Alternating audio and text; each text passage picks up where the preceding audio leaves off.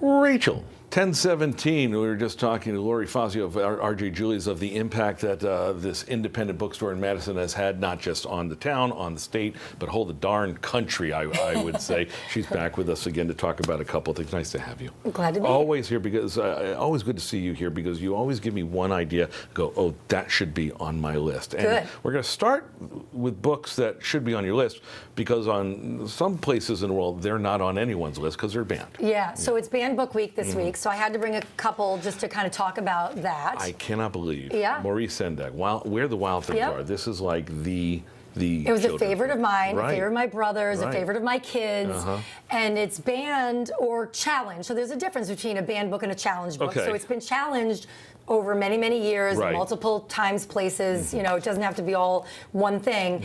And because it could be too scary and that it encourages, you know, frightening behavior. Right. And so right my whole thing on banned books or challenged books is that, you know, I might want something that you might not want, but I'm not going to tell either one of us should tell each other what we can and that's it. You can apply that to anything in the world these right. days in terms of you know, sure. what yeah. works for you may not work for somebody else. Right. So Banned Book Week is going on. You've got yeah. Stephen King. Stephen King, the most banned author yeah. of all times. And again, I will not read Stephen King. I don't not like to read scary things, but I'm not going to tell you you can't read him. So, right. and that's a big new book as well. Yeah. So that's like a combination of things. It's different authors telling their version of The Stand.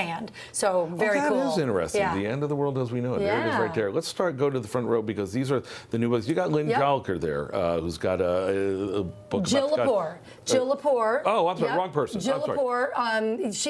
Someone blurbed it. So yes. Jill Lepore, who's a journalist and historian. So this is We the People. It's it really tells about the Constitution and why it's such a hard thing to change, and really what is it about, which people should know. These days, sure, I would agree with that. To its right, we've got We Love You, Bunny. Yeah, so Mona Awad, we have an event with her coming up on Wednesday, October 29th. This is a follow-up to her book, Bunny. I'm going to grab that. There you go. So Bunny is a character that has gone and sort of schmoozed but hurt some people in her lives, and We Love You, Bunny is them all getting back right. at her. It's a wild, and I haven't read this one yet, but it's a wild and fun and kind of really interestingly told book. You're in the heads of the people that want to get back at her. It's a little creepy. Creepy bunny. Yes. Right there. Well, it is October. The Correspondent, you said, is an interesting read because of the way it's The written. Correspondent is so loved by so many employees in the store. We also have an event with her on Monday the 27th with Virginia.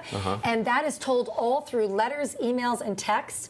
But you get her life story. You get like the relationships. You get her regrets. It's an incredible book. I always wonder about an author like that who's got trying to come up with a new way to do the same old. Writing a book is not easy, right. but coming up with a creative new way to do it can be real challenging, right? Yeah. So there's a book called Guernsey Literary and Potato Peel Pie Society from years ago, also told in letters, done really, really well. We're gonna have the whole list on our website, fox61.com, including Dan Hurley's new book. Dan Hurley's new book. We've heard of him. Yeah. And then there's Fancy Nancy, who's got that's not new. She's been around for ages and ages, but she's going to be at RJ Julia's. She is. So Jane is coming to do a story time with us. Love it. And she hasn't been to the store in a long time. So that event, I wrote it on the back here, is October 11th. So it's this Saturday. There you go. Should be a lot of fun. Come in your fancy clothes. And you got Shonda Rhimes coming at the end of the month. Now we're doing off-site sales for Shonda. Right. That's sold out, but there is an online. Which is the big thing now. Yeah, so you can view it and still, buy a ticket for that. There you go. I hear this Dan Hurley's a good guy. Dan Hurley's a good guy. May have to read that one. Nice to see you, Lori. Good to see you. Thanks for having me. Whole list is going to be on our website, fox61.com.